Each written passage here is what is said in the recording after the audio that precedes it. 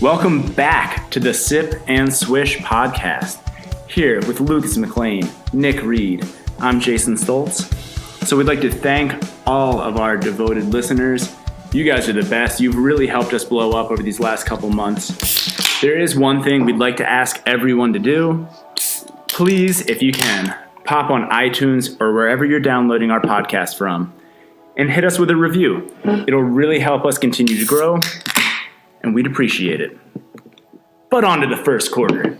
Sip and Swish reviewing the best and worst from the last week in the association. Kawhi and the Spurs are sipping. Again, a right quadriceps tendinopathy injury remains the topic of the day. There's seemingly some varying reasons as to why Kawhi was going to come back on Thursday, and then now he's not. Pop has pointed to his, meaning Kawhi's medical staff. But he also has pointed to his own opinion after watching Kawhi work out. Maybe it's the combo of the two? Not trying to make it a conspiracy theory. Guys, what's going on with Kawhi? What's going on with the Spurs? Nick, let me kick it over to you first. I still don't even know what is happening here because it's third time this year where he came back once for 9 games, then he was out again. He's supposed to be back Thursday, and then now they're saying he's not anymore.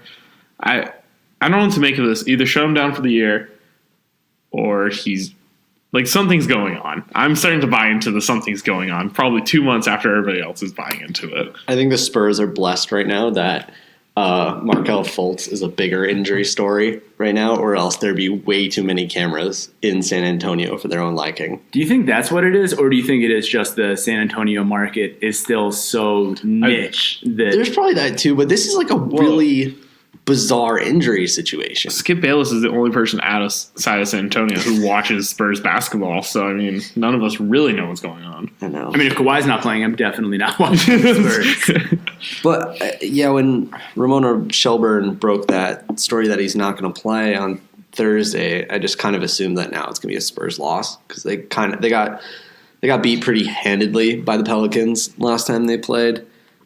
Even if he comes back, I don't think there's a strong chance that they're going to rise much higher than what I think right now it stands that they're at the 8th seed because of how yesterday worked. But they play the Pelicans twice, Thunder twice, Wizards twice, Jazz, Bucks, Clippers, Warriors, Wolves, Rockets, and Kings. They still have one of the toughest schedules remaining, if not the toughest. I mean, it's hard. Out of that whole grouping of teams, the Kings are the only tankers. So you're only granted one win.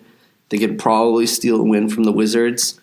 And I feel like the Bucks and Clippers games are they should be favored. The Spurs should be favored in those two matchups. But other than that, you're looking at them losing 7 straight games or something like that. That's kind of absurd. They're 3-7 in their last 10. It's not great. This is not Spurs basketball that I've known for, 19 years it's been? Pretty much Nick's whole life. Oh, yeah. Before I could even understand. The last time they didn't make the playoffs was 22 years ago. So I was one. Yeah, I was like 6 months old. I was like 15. Not that much older. I was 45. But I was a lot older. They've dropped all the way down to 10th in the West. They're currently sitting at 9.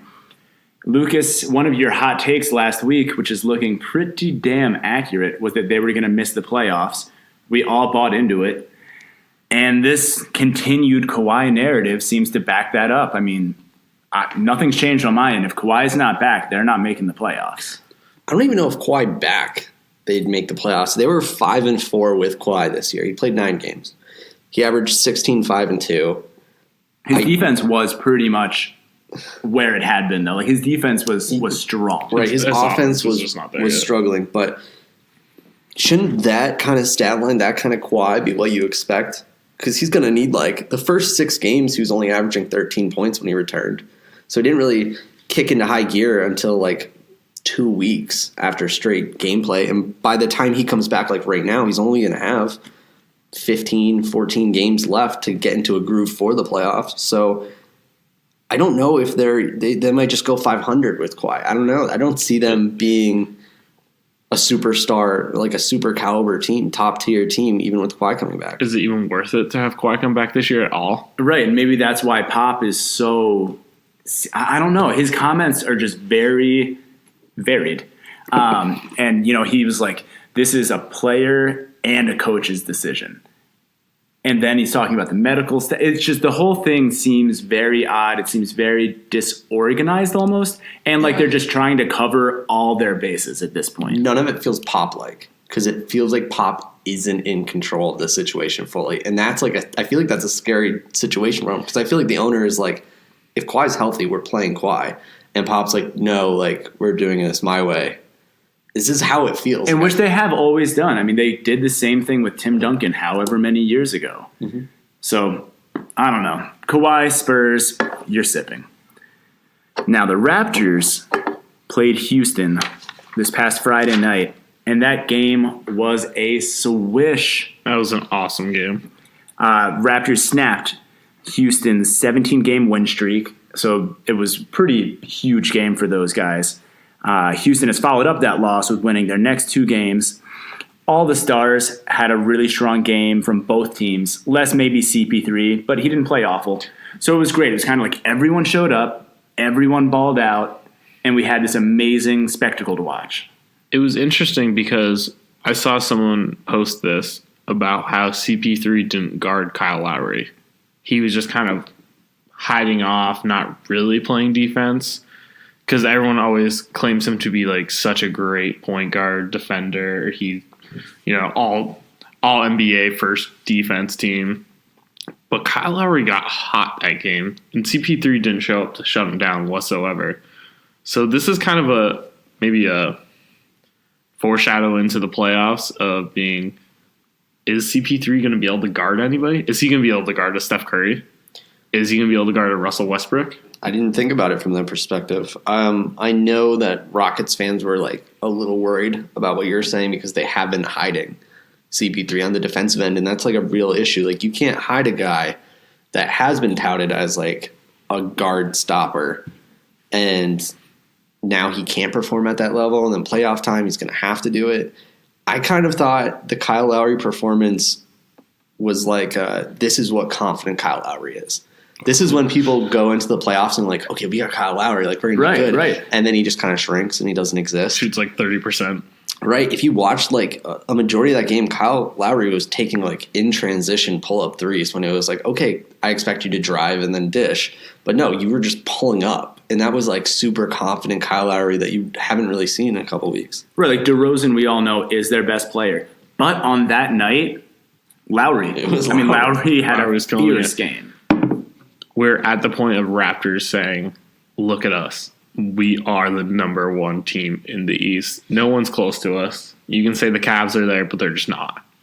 I thought about this last night because I was watching a lot of Raptors bench tape. I was watching this is Lucas's Fred VanVleet and CJ Miles and stuff like that. He lit some candles, poured himself a nice glass of wine. His girlfriend was like knocking on the door. Hey, can I come in? Like, no, this is Raptors bench night. Okay, it's a very sensual. This is me time. Leave me alone.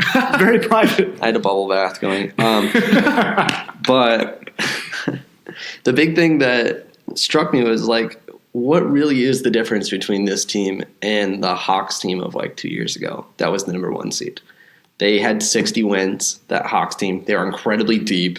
They played team ball, and then playoffs came and they just kind of shrunk and died. I mean, Thabo got hurt, or actually the whole Thabo Cephalosha thing happened. He got like Thabo stabbed. Versus New York. He got beat. Yeah, the police officer beat him up. But I think that was what happened.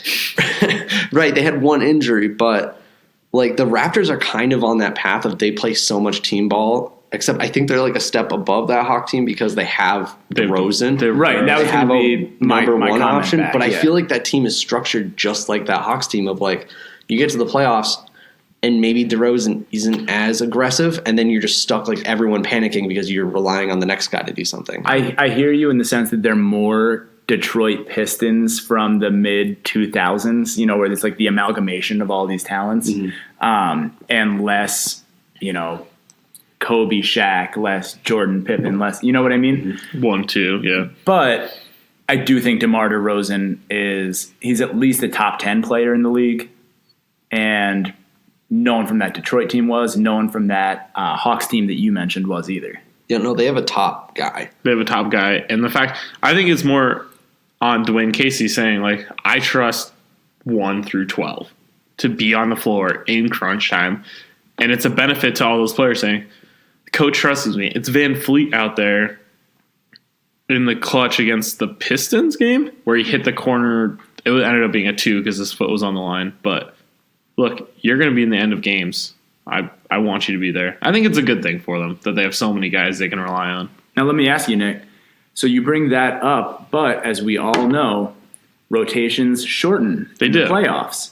So it's great for the regular season. It's helping them rack up a lot of wins because no one has to play tons of minutes. You have all these people that are contributing, and they're contributing to these wins. But when everyone is better rested and the opposing team is playing their best 8 players, how much of a benefit is this deep 12-man rotation? So I'll look at it as I look at Boston right now where they have 6 injured players. They're going to go into this last stretch, which we're going to talk about later in the podcast, so I won't go too deep into it.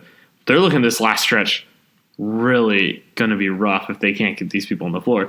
Whereas the Raptors could go, look, we are 4 games ahead of Boston, which Boston will probably slip a little bit. Oh, yeah. We don't even have to play Kyle Lowry and DeMar for a couple of games. We can throw Van Fleet out there. We just have total.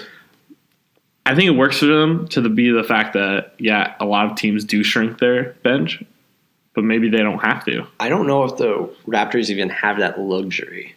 Because every other team, that's a luxury for them. You need to shrink your team because your whole team isn't that good. But right, it's like you're instantaneous. We're better because we shrunk. But they might not have to do it. But I think the Raptors will want to keep a big lineup. But I think it's out of necessity because I don't think you want Kyle Lowry playing 36 minutes in a playoff game because he might shrink. And if he shrinks for an entire 38-minute span, like that's a lot. But if you only play him 28 minutes and you play Van Fleet like 10 more. It's hiding Kyle Lowry's I think you have to hide Kyle Lowry in the playoffs right now. And I think they're set up to do that. And that's a really good point. Every other team will shrink while the Raptors play like a 3-guard rotation of like Van Fleet, Lowry, and Powell. And I think that those 3 will just rotate out of that small guard wing. I hate it when Lucas is right. And you get CJ Miles who gets CJ Miles.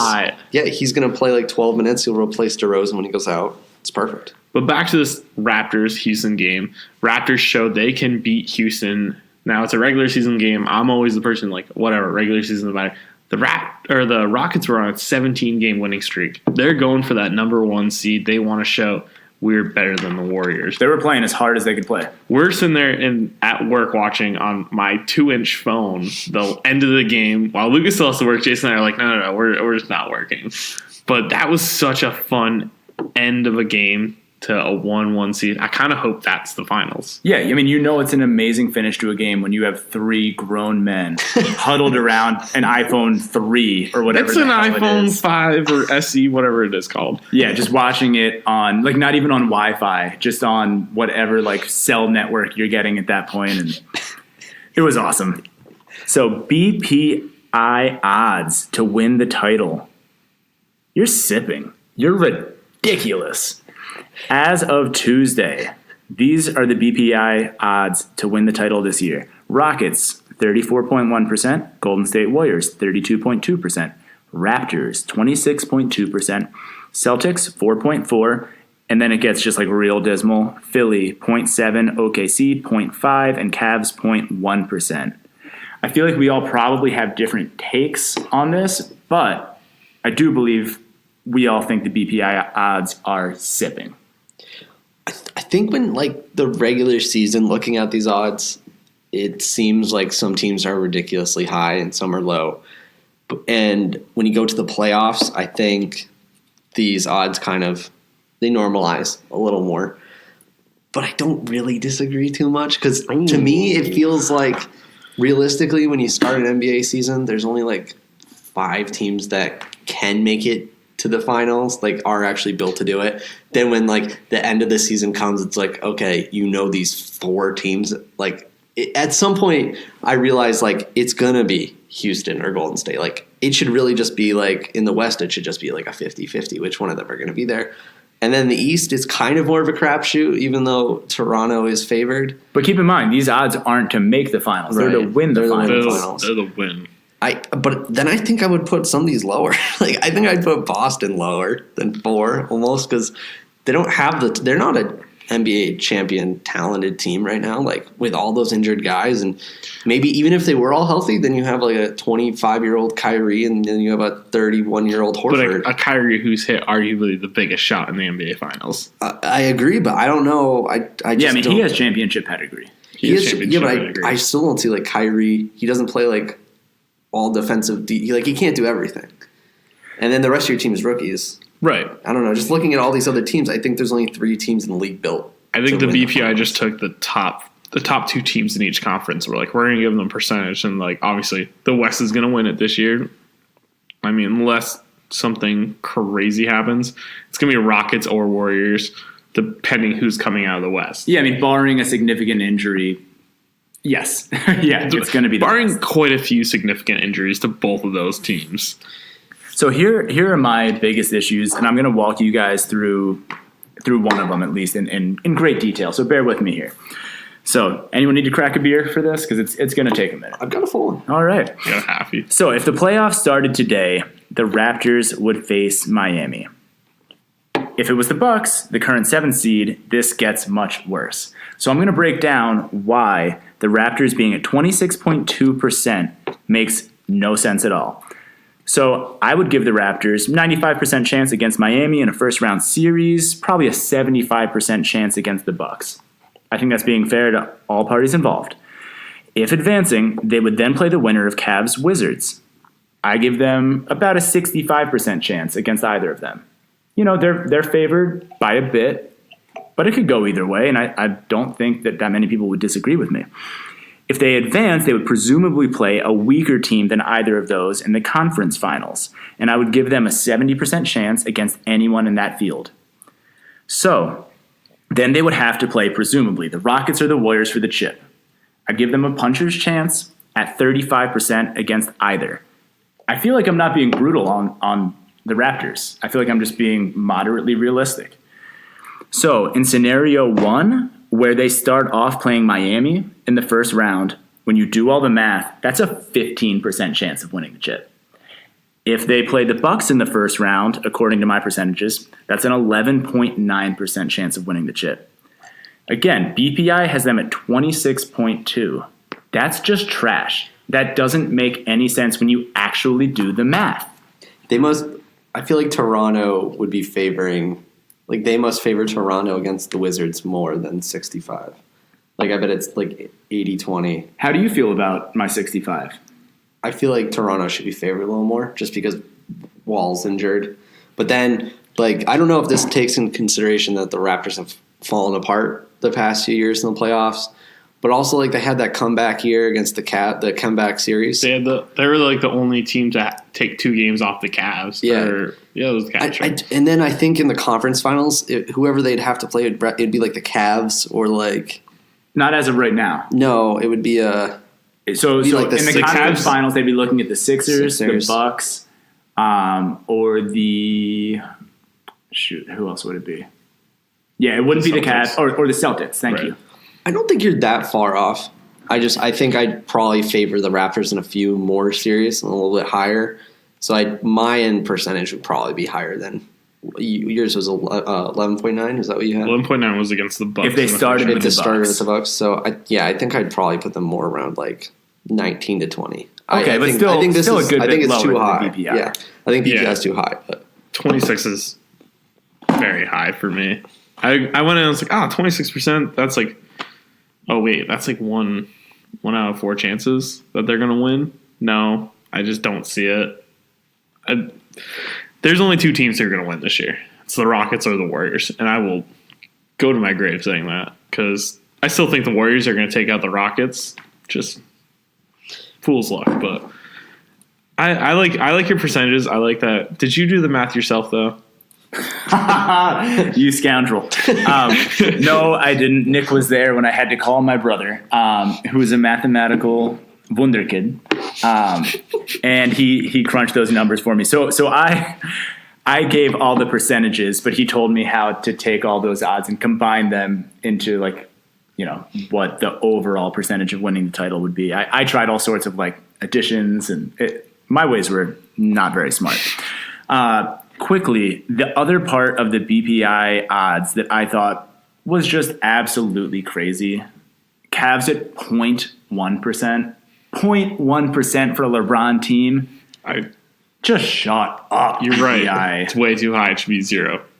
I think what it gives is I think it makes Vegas a lot more fun, because if those odds are gonna, I don't know, pan over to conference finals odds or second round odds, I think they're a really fun gambling team. This is where I want to get into gambling. We can get into gambling. Playoffs. If I saw the Cavs at a 2% chance to make the conference finals, I'd be like, okay, I'm gonna bet $100 they make it to the conference finals and then make $400 or whatever. Because that's I can't see a world in which LeBron doesn't make it to the conference finals. I mean, right now they play Washington in the first round. I can see LeBron. LeBron's He loves beating down on Washington. Then the second round he'd have to play who?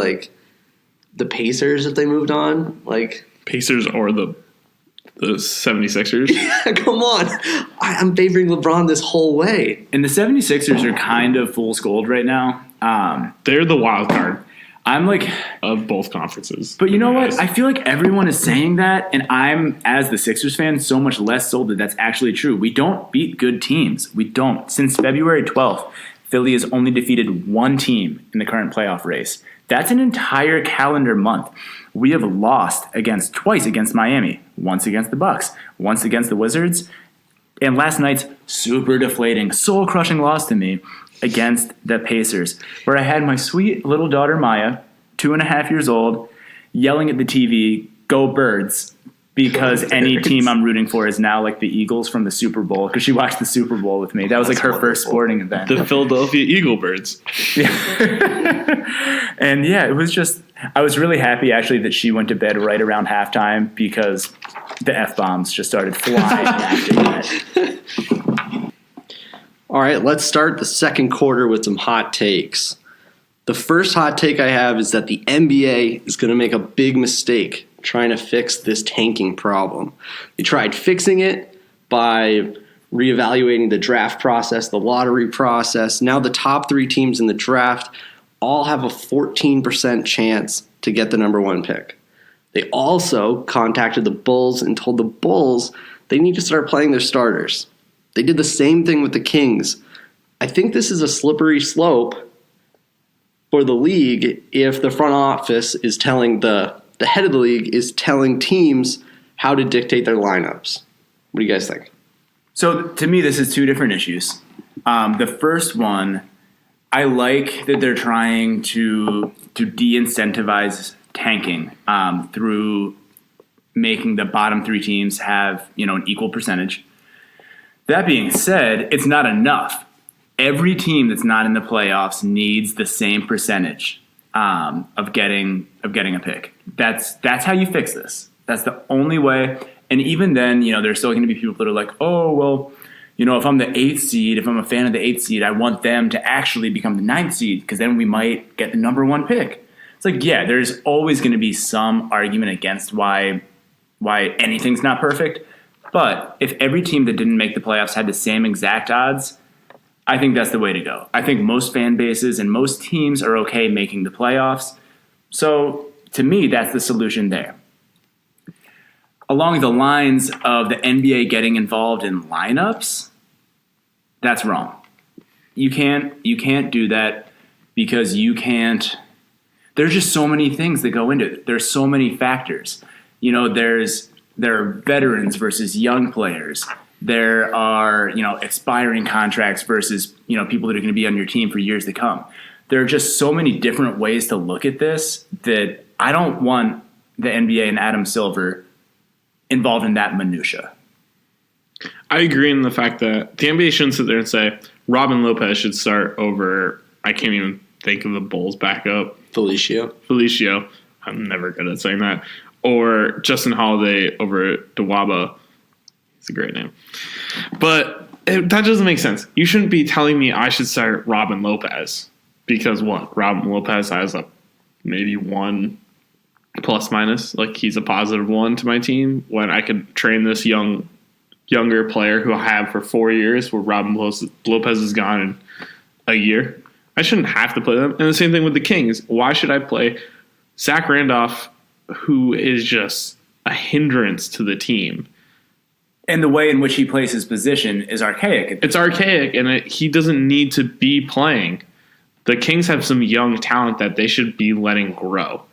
Agreed. Totally agreed. The NBA has no right to say, this is your lineup. I understand, like, the Suns last year resting a healthy Eric Bledsoe. And I feel like this is where the whole thing started. Yeah, they got there's like a lot of bad blood right now, and the publicity is so bad. That's why I think the league is making this really drastic thing that they've never done before. Right. But I think how much more press would they get? Like, what happens if the press, if it even builds any higher and teams are like trying to push the headquarters to do a different drastic decision? I just don't know what the next move for the league is.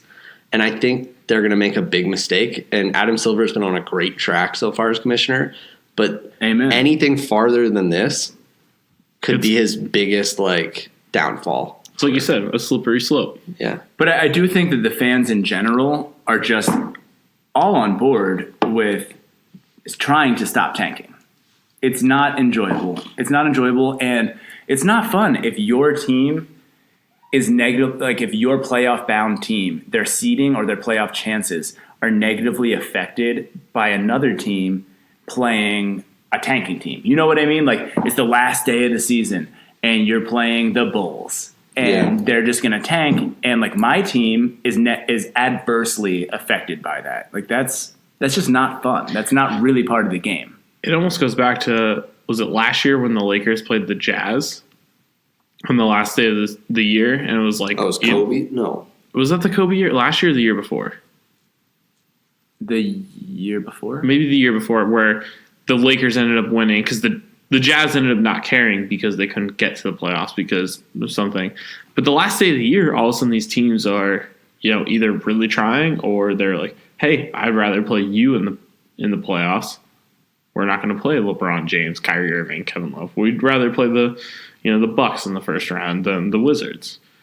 It's something you can't get away from. Right. It'll always happen. You're always going to have that artificial maneuvering to try and seed or to try and achieve any goal. It's basically your point. And they've done a good job of spacing out the schedule, making the season 2 weeks longer than it normally is. So there's less back-to-backs. There's pretty much never a 4 or 5, which is great.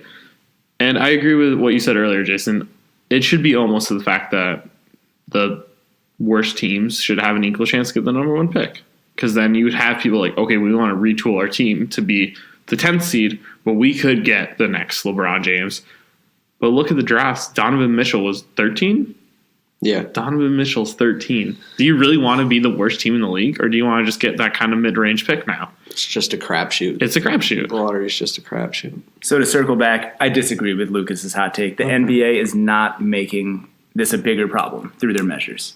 I do think that it's a slight improvement next year, and if they move towards equalizing all of the odds, that's the improvement we need. I'm going to agree with Lucas's hot take. Oh, I think that they could make this a bigger problem than it is by trying to fix these lineups and so on and so forth. It's a two-pronged attack. I was more focused on the first. Yeah, no, I agree with the way the draft is going. I like that. But the way that they're trying to tell people you need to play, they need to play them, but they could just be like, okay, play them on the bench. And then what they did, they played them 5 minutes and then sat them the rest of the game. Yeah. That's all they're going to do now. You can't fix that. My second hot take is that the traditional point guard position is going to go extinct pretty soon. And I just think it's fact when you go to every single team. You look at every single roster. You look at the bare bones of it, and you think not a single guy really commands a team anymore. There's no one point guard that gets 12 assists a game. You don't have that. The top 7 players in assists per game this year are Westbrook. LeBron is number 2. Harden, Paul, they're both on the same team, Rondo, Ben Simmons, and then Draymond Green. I think I only see 3 traditional point guards. I don't think Westbrook's a traditional point guard, I guess, but he's averaging the most assists. He shoots too much to be a traditional point guard. Rondo and Chris Paul are like the only traditional point guards on that team. Ben Simmons is some freak of nature human. Like, he's not a traditional point guard in any means. LeBron was never a point guard, but he's second in the league in assists. Draymond Green isn't even remotely a point guard, but his system works in a way where the power forward gets the ball all the time and facilitates. So Ben Simmons, to me, kind of plays a traditional point guard game. He's 6'10".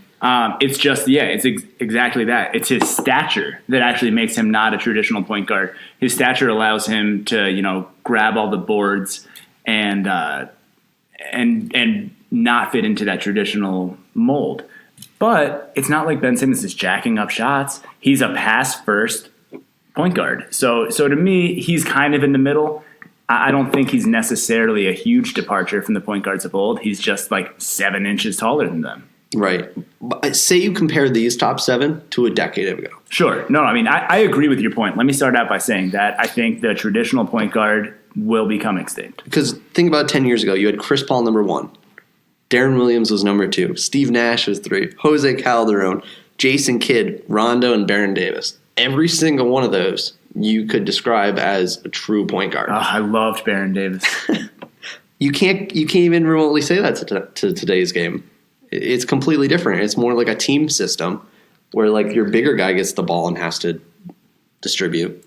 I can't wait for the league they're going on this path, but then for some big man to come out of college and just dominate in the post to the point that where they kind of cycle back to the thing, because it'll be a trend cycle where they go. It'll flip when like the league goes too light on big guys, and then one gigantic human's going to come in and be like, okay, I can post up every single person in the league. I feel like Embiid is a precursor to this. Embiid could do that because he can post up anyone in the league, and then teams are in trouble when they don't have a power forward or a center that can guard an actual big man. So the one thing on your list, I didn't see you include the number 1 assist per game leader in the NBA right now. It's Westbrook. It's actually Brendan Jennings now with 12 assists per game in his one game. In one game.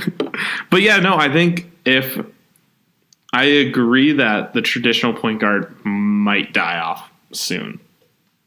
I didn't say it was a bad thing. No, I'm not saying it's a bad thing. That's happening. It's gotten to the point where you get the James Hardens who can ball out, but they're also really good at passing.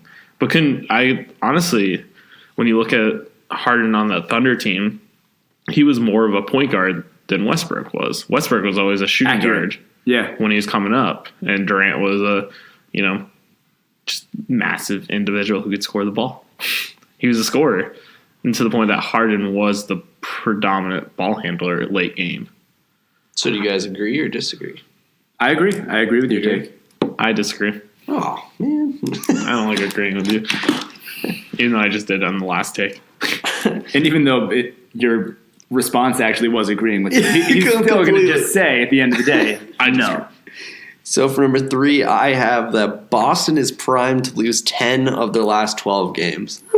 I just feel like it's inevitable. They played the Wizards, Pelicans, Thunder, Blazers, Jazz, Raptors twice, Bucks, Magic, Suns, Nets, Hawks. So they have 4 tankers, right? But with a lineup consisting of Terry Rozier, Shane Larkin, Jason Tatum, Marcus Morris, and Gershon Yabusele. That was pretty good. I have it phonetically written right here. Oh, then that's not as impressive. It's a hard name. But that's like a scrub lineup. That's not a great lineup. That's really weak. And that's a lineup when you look at like the Magic starting 5, it's like Magic of Aaron Gordon. They have Fournier. They have Vucevic. They have competent humans that don't pitch me the Magic. I think the Magic starting 5 could beat that lineup.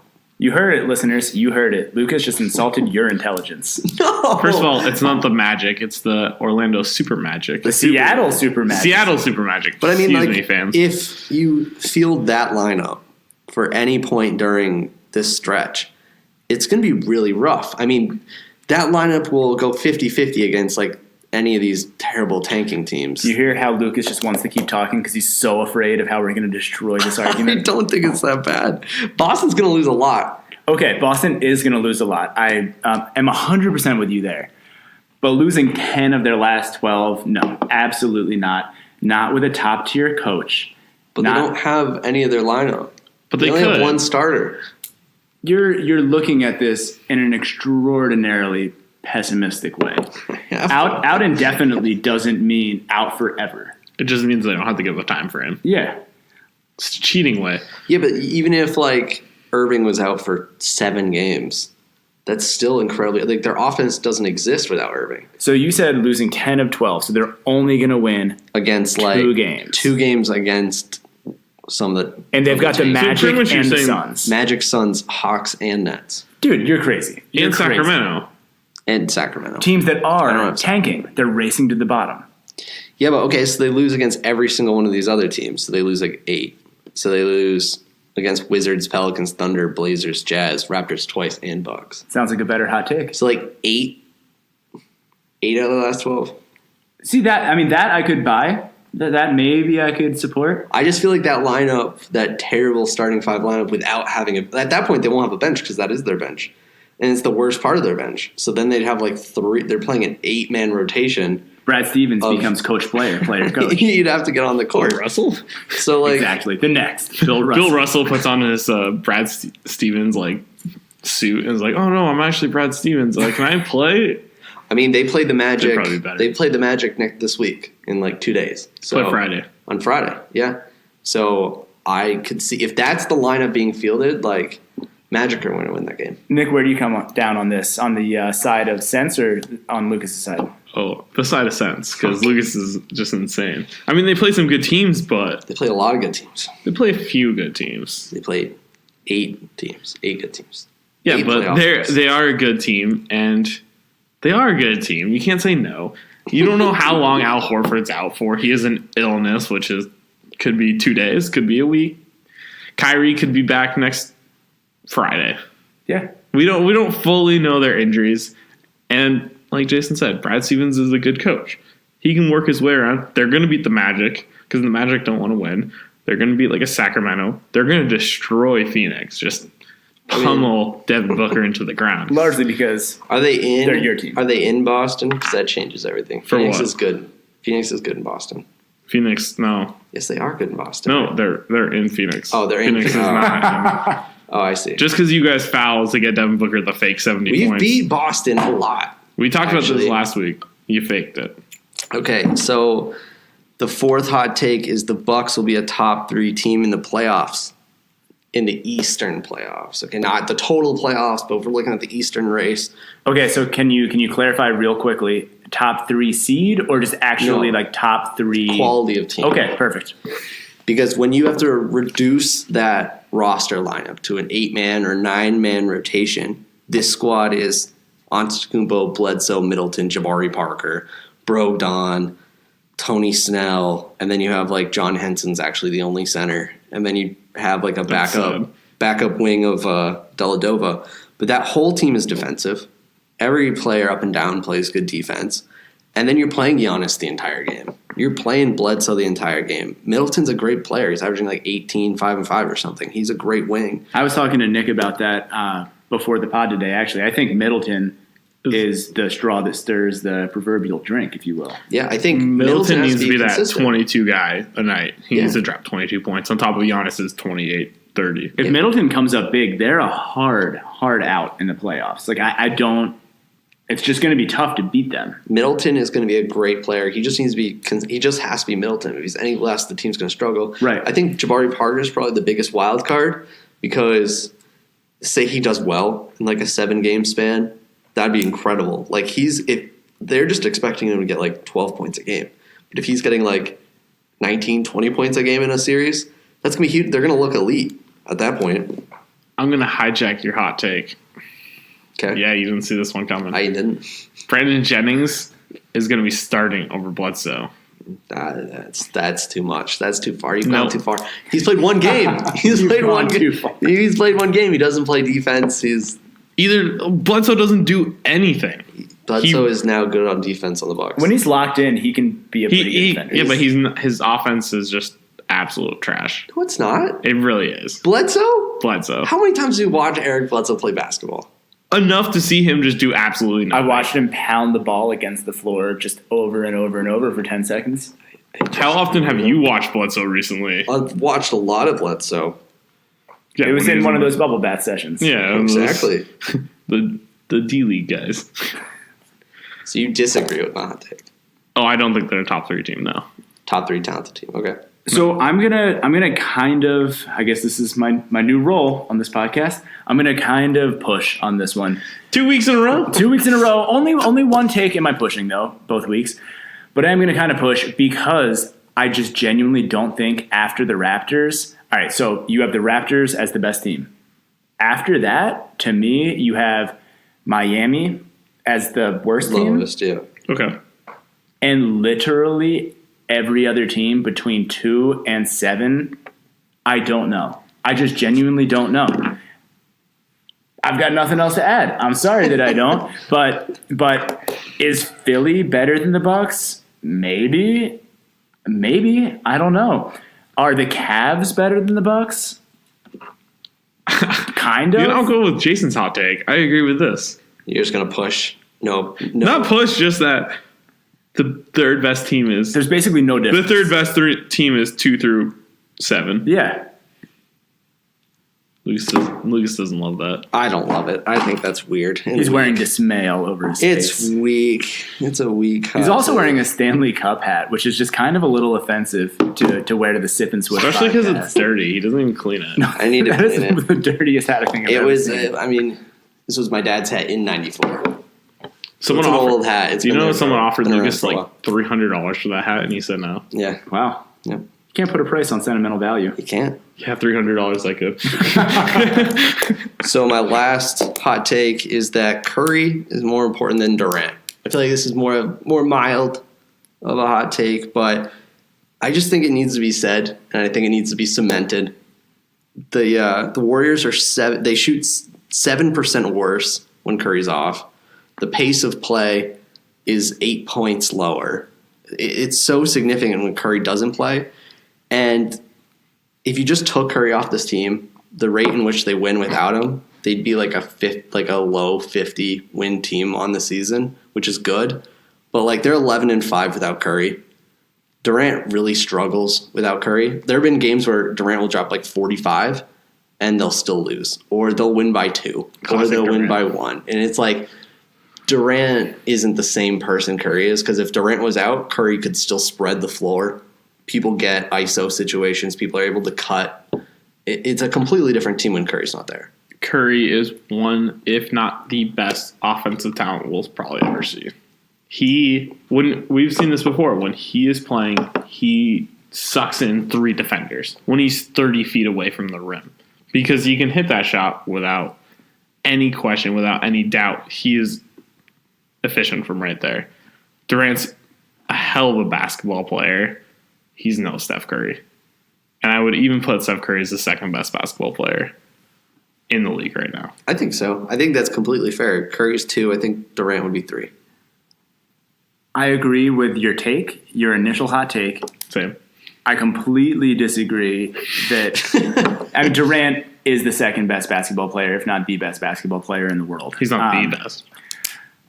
Okay, this is my time. This is my time, Nick. I'm just saying. So Curry hasn't played since 3-8.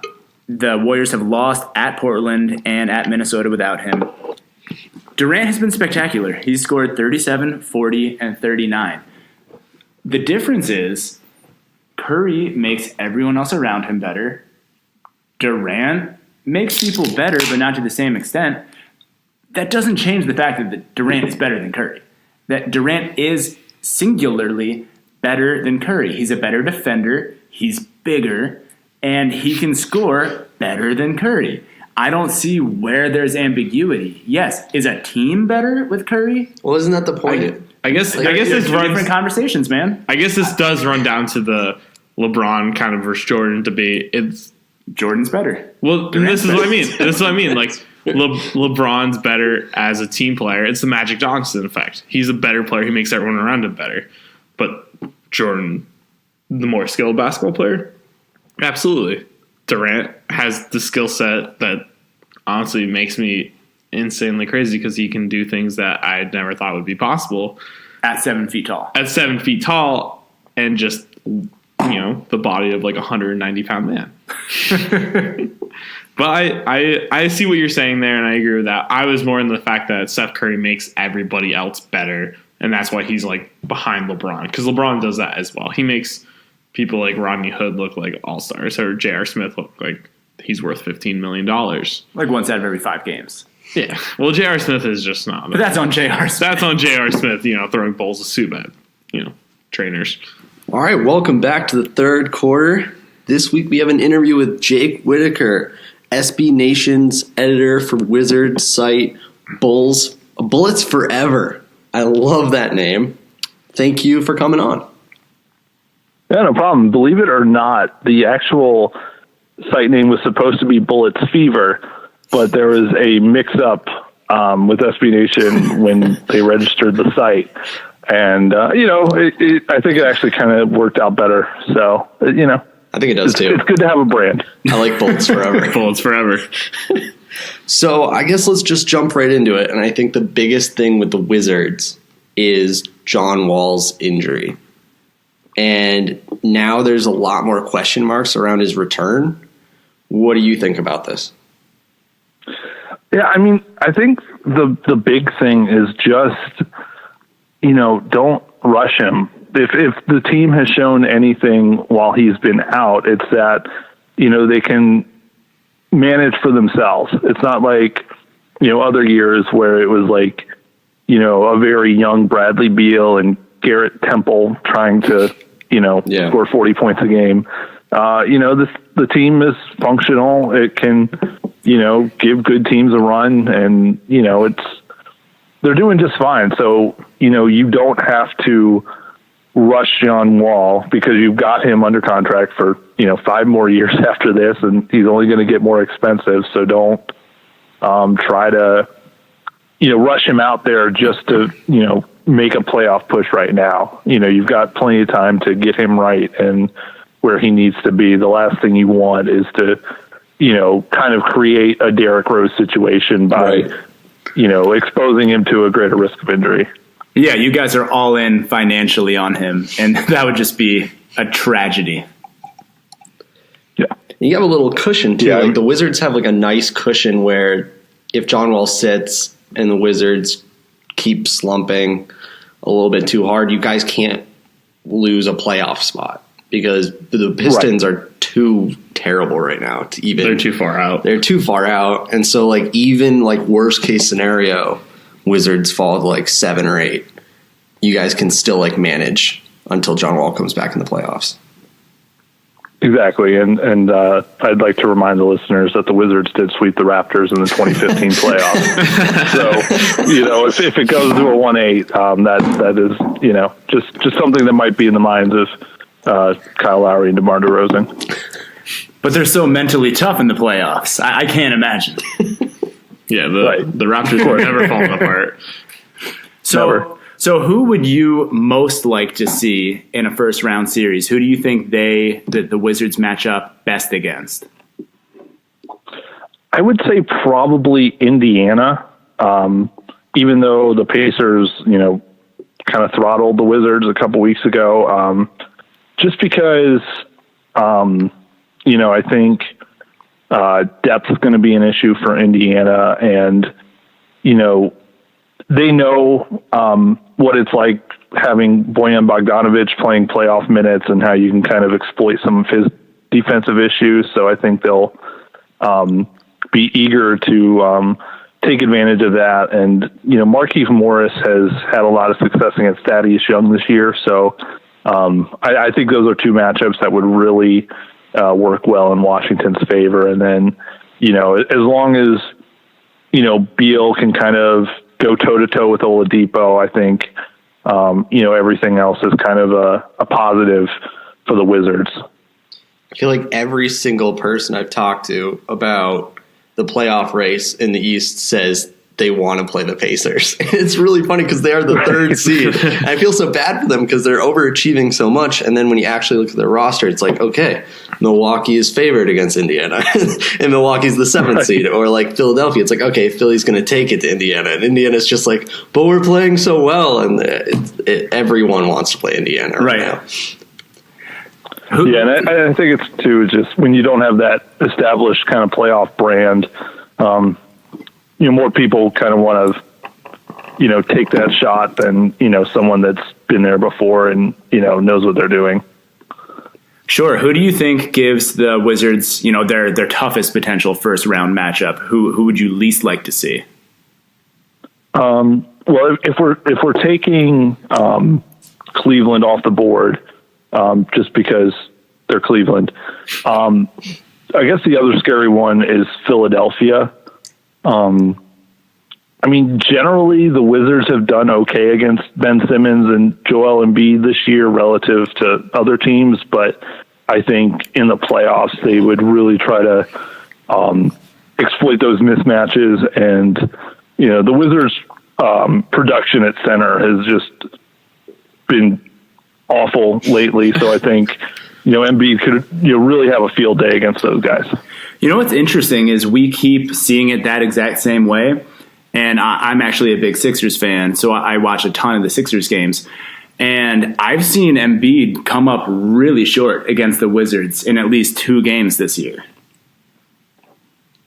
Yeah, it's something where, Gortat just seems to have this thing whenever there's like a very talented center in town, he just likes to annoy and frustrate them and just kind of, do all the, illegal screens and all the other, stuff that refs don't notice to kind of get under their skin. And it seems to work. And so I think the question is kind of, if it was a 7-game series, would, Gortat try to do something to, provoke Embiid to get ejected or, something silly like that. I think that's kind of the advantage that, Gortat might have, just trying to kind of get in his head a little bit. But, if Embiid has his outside shot working, the Wizards just don't have a center who can really play on the perimeter like that. So they have to go small with Markieff Morris.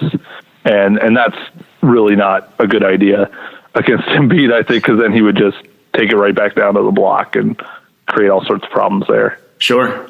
So speaking more of Gortat, do you think this is the last season the Wizards will have him? Because earlier in the year, at some point, he said that he's planning to retire as an Orlando Magic, which I thought was kind of funny. He just wants to circle his career back. So I was wondering if do Wizards fans expect a complete change at the center next season?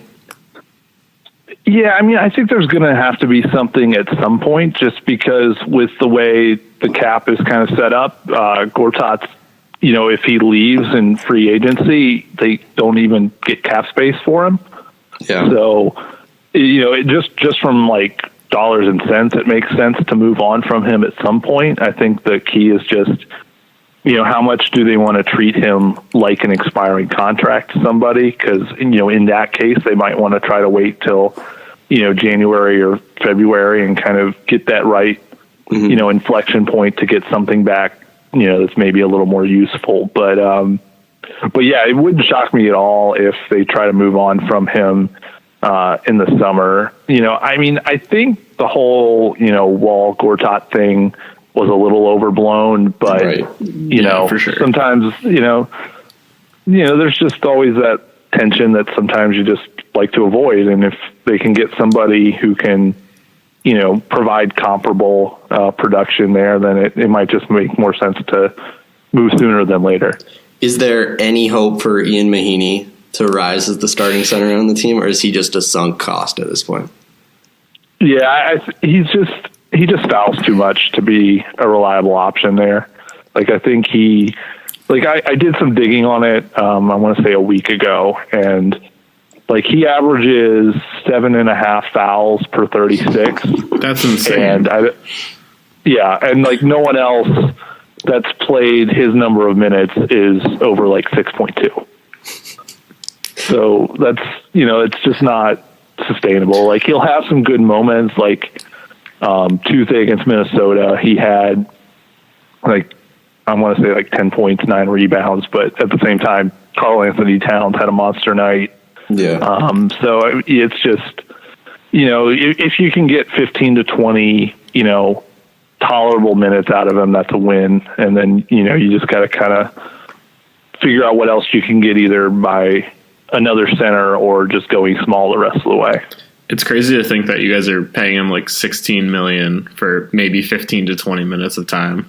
Because I'm a Lakers fan. Yeah. We had the Mozgov contract and the Luol Deng contract where I think both of them barely play. It's that offseason has just screwed so many teams coming in the future. So many finances.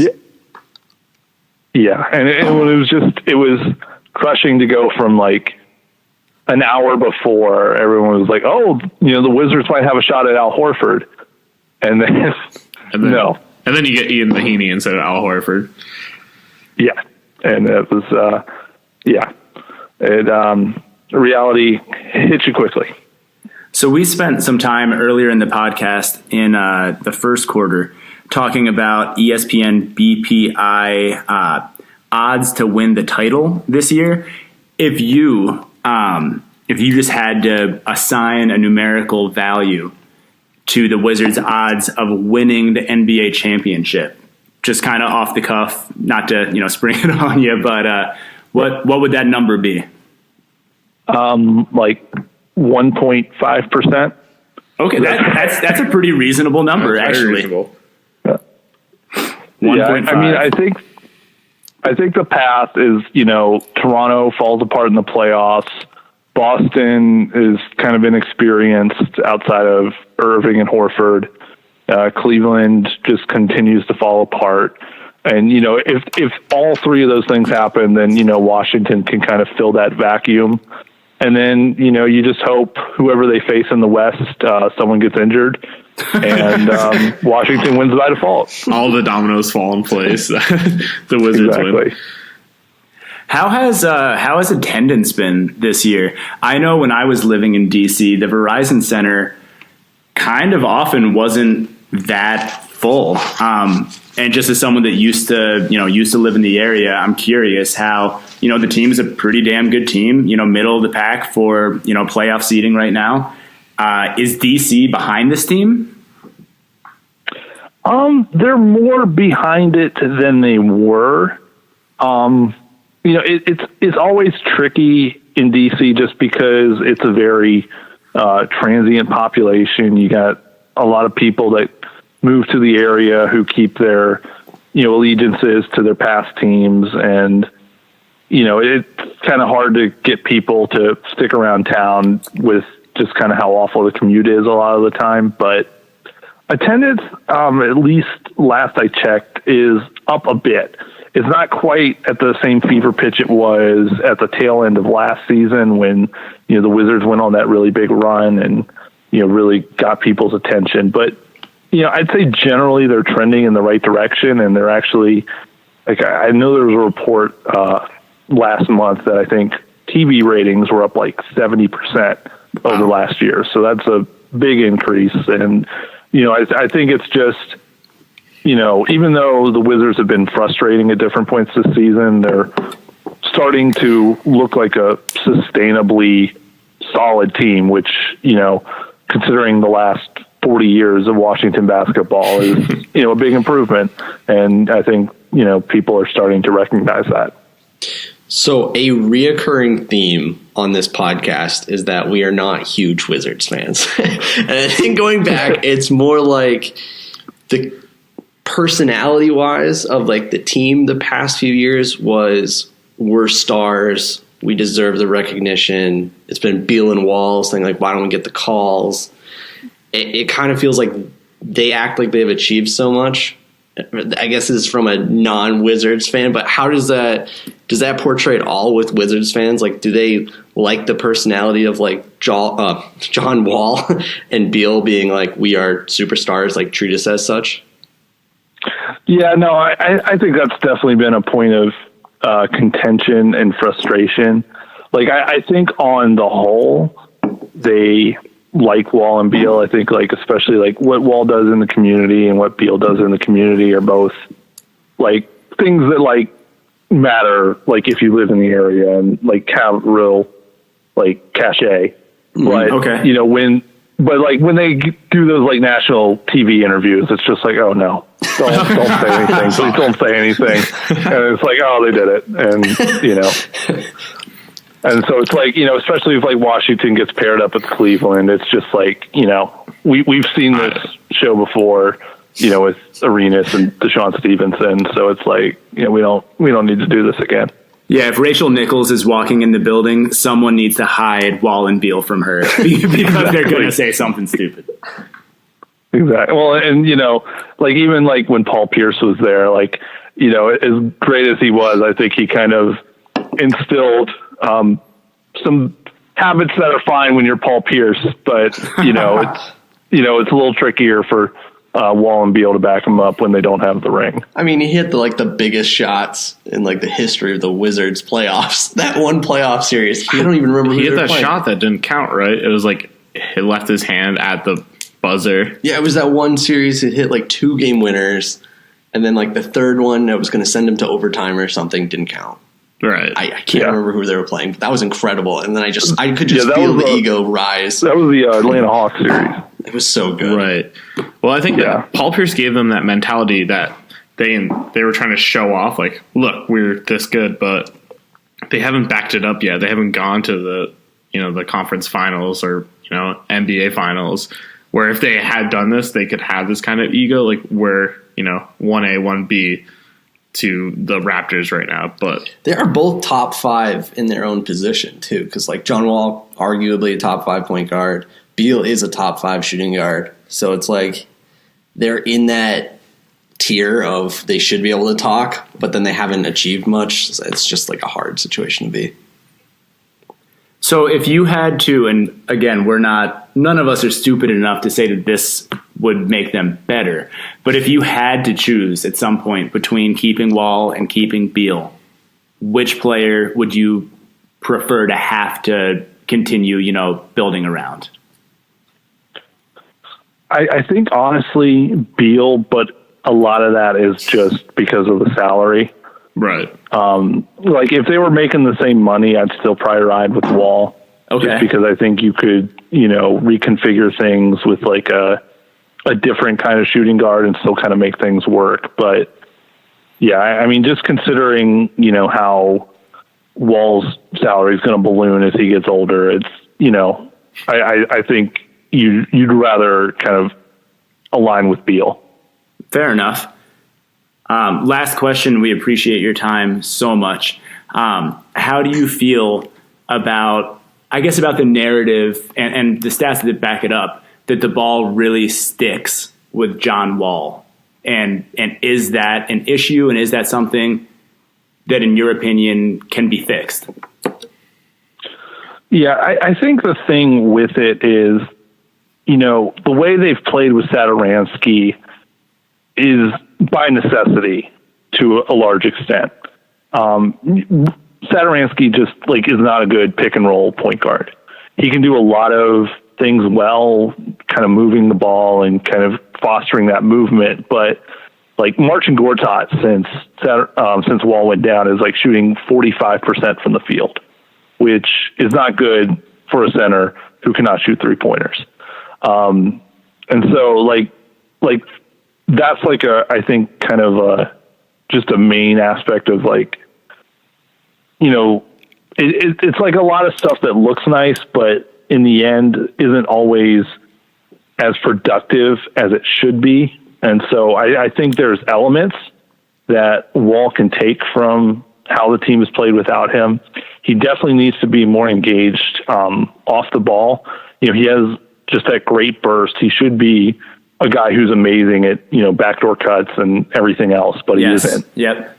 So, that's definitely an area for improvement. And I do think, this run has shown, Bradley Beal and Otto Porter can manage just fine. They can still get their shots without Wall, and they're more efficient with them. So Wall doesn't need to settle for these 18-foot elbow jumpers with 15 seconds left on the shot clock. There's ways to get them more engaged and kind of shift some of his bad shots, which were fine for a time when the team didn't have those other options and just kind of needed something to kind of tilt the scales. But now it's like the team has grown and Wall needs to adapt accordingly to make the most of it. Fair enough. Well, Jake, thank you so much. We really appreciated it, and I hope you have a great rest of your day, and maybe we can get you back on the pod sometime soon. Absolutely. Thank you, guys. Yep, have a good one. Thanks.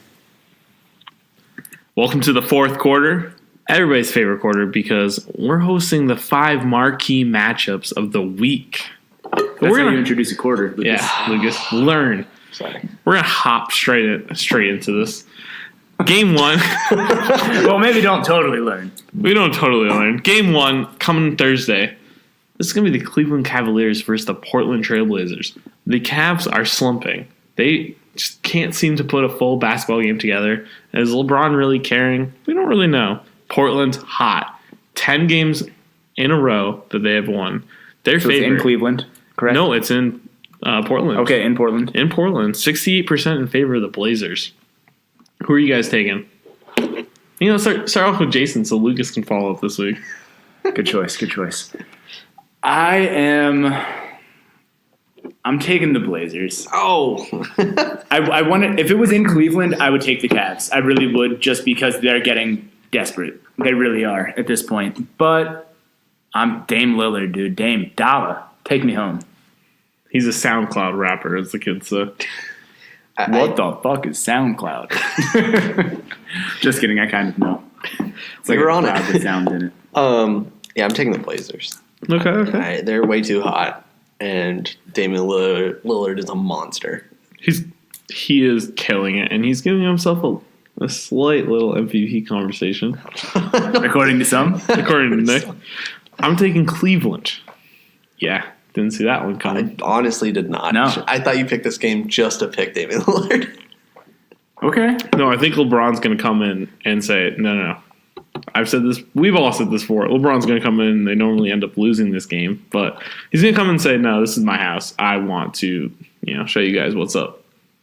Okay. He's very capable of doing it. He is. So we're going to go game 2. Miami Heat. Don't talk about them a lot. 8th seed. Are they good? We'll see. Good enough to beat my Sixers the last 2 times. Yeah, but you guys are not that good. They beat the Wizards by 27. True. Versus the Los Angeles Lakers. Ooh, hot pick. I like this game. Hot pick. The Lakers are crushing it recently. 8-2 in their last 10. The Lakers are home, favored only 55%. So this isn't really a favor. This is just home court advantage. Who are you guys taking? Lucas, start off. This is so hard because I want to pick the Lakers. It's just like Julius Randle is going up against now Hassan Whiteside, and I'm trying to think the last few games that Julius is like blown up, and he's had really great games. I think last night it was funny because I looked at the box score, and Kuzma and Randle had the exact same stat line. They were both had like 26 and 12. And I'm like, how do you just have like a rotation of like two clones of each other? They play 24 minutes and they both get 26 points. Like, what is the difference between Kuzma and Randle? Like, Randle is more aggressive and he can't really shoot. Kuzma can take a 3. The difference is Randle's the 3rd best player on that team. Oh, taking it back to an old podcast. Listen. Love it. I think I'm going to go with Miami. Oh, okay. Yeah, Lucas wants to lose this week. Hassan's good on D. I think he's going to stop some rooks. I'm so sad that he just took Miami because I was going to take Miami. Wow, okay. I see what it is. Everyone knows I'm taking the Lakers, so I don't even have to pick. But No, I'm taking the Lakers. I'm not taking the curse of Lucas. That's a smart choice. That's a smart choice. So we're going to go game 3. Now, the Houston Rockets are taking on the New Orleans Pelicans. The Rockets are favored 67%. It's at home for the Pelicans. Anthony Davis is trying to show off his MVP year. This could be that 2 MVP candidates versus each other. You know what? Let's switch it up. I'm going to start off. I'm taking the Rockets. How bold of you. You're very bold with that pick. Wasn't it? I'll go Pelicans because I believe that on any night, Anthony Davis can be and has proven to be the best player in the NBA on a specific given night. I 100% agree with that. Lucas and I had the debate, real quick tangent, that who would you rather have? And it was Anthony Davis versus Antetokounmpo. Everyone's been saying it. And at first I was like, oh, Antetokounmpo is so good. And then Lucas swayed me into being like, no, Anthony Davis is stupid. Yeah. He's like Giannis, except he does everything better. Right. He does everything better. He's got the reps, though. I mean, he has the experience. Giannis could get there, but like Giannis is a question mark. Anthony Davis is a known quantity. I don't think it's like a knock on Giannis, too. I think it's just not. No, he's just that. I think those two are just going to be these perennial players in the league to the point that in 10 years we're just like, yeah, we've seen these guys' entire careers. This is great. I feel like if Anthony Davis set out to average 40 points a game, he could. And there's not many people you can say that about. I don't think I can name 3 players in the league who could do it. I think I'm going to pick the Pelicans because they're they're averaging like 126 points per game right now. It's freaking insane. They're on a tear. Sad. Pelicans are going to win. Don't worry, Jay. Nick's going to win another week. Just for those who caught up, I won last week with the final 2 picks I made. So we had the Raptors winning Game 3. And then we had the Jazz beating the Pelicans last week in Game 4. And then the Lakers beat the Cavs in Game 5 to give me another 4-1 week. While I believe Jason lost. I did. 2 and 3 week. Lucas had a nice follow-up with 3-2. But yep, I went positive. Positive record. It's not bad. The slow grind. So come back to this week. We'll get back to it. Game 4. Oklahoma City Thunder versus the Toronto Raptors. What day is that one? That is going to be, I believe, Friday. Wait. No, it's Saturday. Sunday night. Wow, I'm off. Sunday night game. Raptors are at home. Didn't mean to trip you up with that follow-up question. Sorry. I bamboozled myself because I should have known that.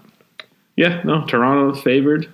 Let's go. Jason, how are you feeling about this game? Because I know you're the Thunder homer here. I'm quiet about it, obviously. Feeling very pensive. I don't know, man. It's come on with a hot take. With a hot take, you know you're feeling it. You know you want to take the Thunder. I'm not taking the Thunder. Oh, nope. I'm not taking the Thunder. Wow. Taking the Raptors? Taking the Raptors because the Thunder aren't good. It's that simple. The Thunder aren't good. I've been saying this. You guys have to back me up. And it's on wax. Anyone can check it out. The Thunder aren't good. I'm sorry. I've been saying it for like 3-4 weeks. They kind of suck. I agree. But I'm going with the Thunder. Damn. I'm going with the Thunder because the Thunder have actually had they played some bad teams. They beat the Spurs. They lost to the Rockets by 10. Toronto's on a good winning streak, but in the NBA, it doesn't honestly at some point matter. At some point, they get eventually you lose. Of course. If say you're on an 8-game winning streak, 9-game winning streak, you're gonna slump to even. You can lose the worst team in the league because that's just how the NBA works. But homie, I'm checking in on Thunder games nightly. Like anytime there's a Thunder game, I'm either watching it or I'm checking in. And they're playing these super sub 500 teams. And I'm checking in halftime and they're up by 2, down by 3. What was the game against Sacramento that they had to hit Russell Westbrook had to hit the game-winning 3? There should never be a statement of game-winning 3 against Sacramento. At least my Sixers are beating the shit out of the bad teams. The Thunder are just barely getting these wins. But have fun with that pick. If you're going to lose, if your streak's going to end, it's going to end to an incredibly streaky team like the Thunder. And to put that into perspective, I'm taking the Thunder. See, I wrote my picks down beforehand just so you know. So I definitely don't think you're bandwagoning with Lucas because that would be no. crazy. I wrote it down and then Lucas picked and I was like, oh no, this was supposed to be me. So we're gonna go Game 5. It's gonna be a Tuesday night game, Jason. It's Houston versus the Portland Trailblazer. We're all gonna watch this game. We're gonna watch this game. It's gonna be a good time. It's a late game. It's 10:30. So Eastern. So definitely check it out. My wife will be waking up with the children the next morning because that's late for me. That's late for me because I can barely handle it. I'm 23 and I feel like an old man. Hanging out with me too much, buddy. So the Rockets are favored 62%. Second Rockets game of the week. It's also the second Portland game of the week. I'm, checking these teams out. They're feeling good. Who are you guys going to take? Portland. Jason hopping on that real quick. I'm getting down. I think I'm going to take Portland as well. I am. I really like it. They're hot. For whatever reason, I just made an argument against hot teams. Now I'm jumping on the hot. This is a hot team I believe in. Yeah, exactly. I'm going to go Portland. This hurts me. I think they're more fun. I was going to pick Portland, but I want, the podcast to feel good and not be 3-0. He also wants to be 4-1 again. I want to be 5-0, baby. I've been so close, and I can't get there. I'm going to take the Rockets. Oh, he takes the Rockets twice in a week. See, this is how he's always getting super Whoa. I took the Lakers against the Cavs. Look, I'm not taking these BPI favorites all the time. But this week. We also just trashed the BPI in general back in the first quarter. The BPI is silly. The BPI is very silly. So, guys, can I just super quickly, because this podcast, it's a long one for us. We all love NBA basketball the most. That is our go-to sport. It's the best. That being said, we also all love golf. Quickly, Tiger Woods. Come on, baby. Tiger Woods coming in second at the Valspar. That was almost so close to vintage Tiger. He got that birdie on 17. He had the putt on 18. The putt, though, was it 44 feet or whatever? The 44-foot putt? There was a putt. It wasn't the one on 18. I believe it was on 13 or 12, where it was like a 50, 60-footer. And apparently the Golf Network now does the percentage to make the putt. Like, Tiger had a 5% to make this putt. I was like, the GPI? The golf power index. And I was like, okay, this is silly. But then Tiger, hit it, and also it was probably 3 inches away from the hole. I was like, oh, this is Tiger Woods. I mean, I don't think Tiger could get back to what he was, but it's kind of nice to have him back. I used to root against Tiger because it was fun. Being like the I like a comeback story. You like the underdog to root against Tiger. It's like, all right, let's go. If you're not rooting for Tiger at this point, there's something wrong with your heart, man. Like, come on. Yeah, just root for the guy who just cheated on his wife. It'd be like underdog story. It'd be like rooting against D-Rose. If D-Rose came back and was like 80% of what D-Rose used to be. Like, I'm not sold D-Rose has a heart of gold, Nick. Mr. Judgmental. Well, I mean, D-Rose is into that weird stuff, so whatever. I mean, that is a very good. So Tiger Woods maybe has, like an opiate addiction problem and cheated on his wife. Who doesn't? But these are just normal. You're not old enough yet. You just don't know. These are normal adult issues. Well, anyway, we're going to tie this back into the basketball podcast. Thank you so much for listening to the Sip and Swish NBA podcast.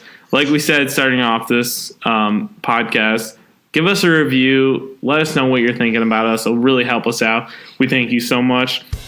You can find us on Twitter. We're at Sip and Swish. On Facebook, Sip and Swish NBA. If you're on our Podbean, you can see those links right on the left side. If you go to our website, thesipandswish.com, we got all of our links to our Facebook, our Twitter. You can find all of our recent podcasts and past podcasts to listen to and download from there. We'll see you next week with another great podcast.